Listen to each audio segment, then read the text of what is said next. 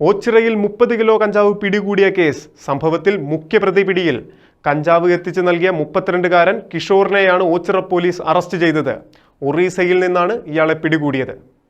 ഒറീസ പോലീസിന്റെ നിസ്സീമമായ സഹായം ഇതിനുണ്ടായിരുന്നു. വെലിഗുഡ police സ്റ്റേഷനിലെയും new gone police സ്റ്റേഷനിലെയും പോലീസുകാർ കേരള പോലീസിനെ സഹായിക്കുകയും വളരെ പ്ലാനിങ്ങോടുകൂടിയുള്ള ഒരു ഓപ്പറേഷനിലെ പ്രതിയെ കീഴ്പ്പെടുത്തി.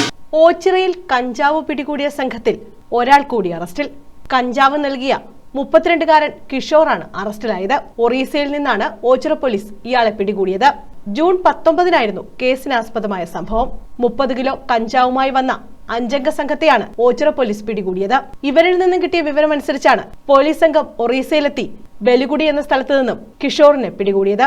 കേരളത്തിൽ വ്യാപകമായും കഞ്ചാവ് കൊണ്ടുവരുന്നയാളാണ് കിഷോർ എന്ന് പോലീസ് പറഞ്ഞു. പ്രതികൾക്ക് ഈ കഞ്ചാവ് കിട്ടിയത് ഒറീസയിൽ നിന്നാണെന്ന് ബോധ്യം വരികയും തുടർന്ന് ബഹുമാനപ്പെട്ട കൊല്ലം സിറ്റി പോലീസ് കമ്മീഷണറുടെ സഹായത്തോടെയും കരുനാഗപ്പള്ളി അസിസ്റ്റന്റ് കമ്മീഷണറുടെ സഹായത്തോടെയും ഓച്ചിറ പോലീസിൽ നിന്ന് 5-അംഗ സംഘം പ്രതികളെ കണ്ടെത്തുന്നതിലേക്ക് പോയിട്ടുള്ളതും ഒറീസയിലേക്ക് പോയിട്ടുള്ളതും അവിടെ വെലിഗുഡ എന്ന് പറഞ്ഞ സ്ഥലത്ത് എത്തി കീഗോൺ പോലീസ് സ്റ്റേഷൻ പരിധിയിൽ നിന്നും ഇവർക്ക് കഞ്ചാവ് നൽകിയ പ്രതിയെ 30 കിലോ കഞ്ചാവ് നൽകിയ പ്രതിയെ സാഹസികമായി അറസ്റ്റ് ചെയ്തിട്ടുള്ളതാണ്. കേരളത്തിലെത്തുന്ന കഞ്ചാവിന്റെ ഒരു വലിയ ഭാഗവും ഒറീസയിൽ നിന്നാണ് എത്തുന്നത്. ഈ വെലിഗുഡ, മുനിഗുഡ തുടങ്ങിയ സ്ഥലങ്ങളെല്ലാം തന്നെ മാവോയിസ്റ്റ് അഫക്റ്റഡ് ഏരിയയാണ്. അപ്പോൾ ആ ഭാഗത്ത് പോയി സാധാരണ പ്രതിയെ പിടിക്കുക ബുദ്ധിമുട്ടാണ്.